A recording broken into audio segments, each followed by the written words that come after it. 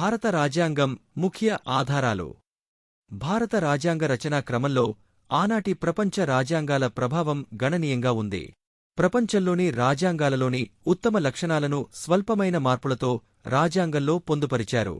అందుకే భారత రాజ్యాంగాన్ని అతుకుల బొంత అంటారు. భారత రాజ్యాంగానికి అత్యంత ముఖ్యమైన ఆధారం భారత ప్రభుత్వ చట్టం 1935. అందుకే భారత రాజ్యాంగాన్ని 1935 చట్టం యొక్క నకలుగా వర్ణిస్తారు. 1935 చట్టం కేంద్ర రాష్ట్రాలతో సమాఖ్య వ్యవస్థ, గవర్నర్ పదవి, న్యాయ వ్యవస్థ, పబ్లిక్ సర్వీస్ కమిషన్లు, రాష్ట్రపతి పాలన, ఆర్టికల్ 356, ఆర్డినెన్స్, ఇతర పరిపాలన అంశాలు.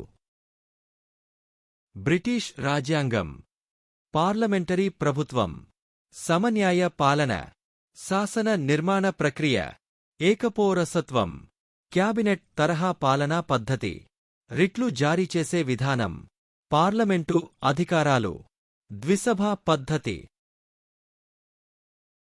అమెరికా రాజ్యాంగం ప్రాథమిక హక్కులు, స్వతంత్ర ప్రతిపత్తి కలిగిన న్యాయశాఖ, న్యాయ సమీక్ష, రాష్ట్రపతిని తొలగించే మహాభియోగ తీర్మానం, సుప్రీంకోర్టు మరియు హైకోర్టు న్యాయమూర్తుల తొలగింపు, ఉపరాష్ట్రపతి రాజ్యసభకు చైర్మన్గా వ్యవహరించడం, రాజ్యాంగ సవరణ బిల్లుకు రాష్ట్రాలు ఆమోదం తెలపడం.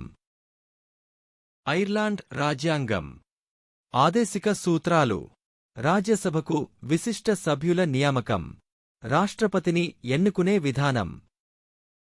కెనడా రాజ్యాంగం బలమైన కేంద్ర ప్రభుత్వం, అవశిష్ట అధికారాలను కేంద్రానికి ఇవ్వడం, గవర్నర్లు నియమించే పద్ధతి. ఆర్టికల్ 143 ప్రకారం రాష్ట్రపతి సుప్రీంకోర్టుని సలహాను కోరడం.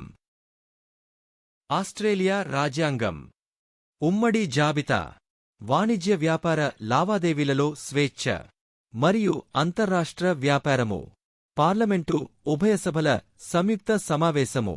ఏదైనా బిల్లు ఆమోదంలో వివాదం ఏర్పడితే ఈ సమావేశము జరుగుతుంది.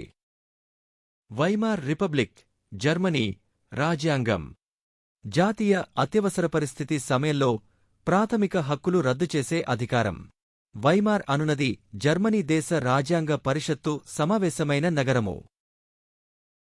రష్యా రాజ్యాంగం ప్రాథమిక విధులు మరియు రాజ్యాంగ ప్రవేశికలో న్యాయం యొక్క ఆదర్శం, సామాజిక, ఆర్థిక మరియు రాజకీయ.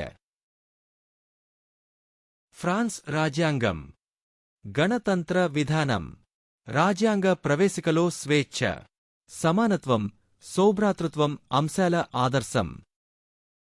దక్షిణ ఆఫ్రికా రాజ్యాంగం రాజ్యాంగ సవరణ విధానం, రాజ్యసభ సభ్యుల ఎన్నిక పద్ధతి. జపాన్ రాజ్యాంగం ఆర్టికల్ 21లో పేర్కొనబడిన చట్టం నిర్దేశించిన పద్ధతి.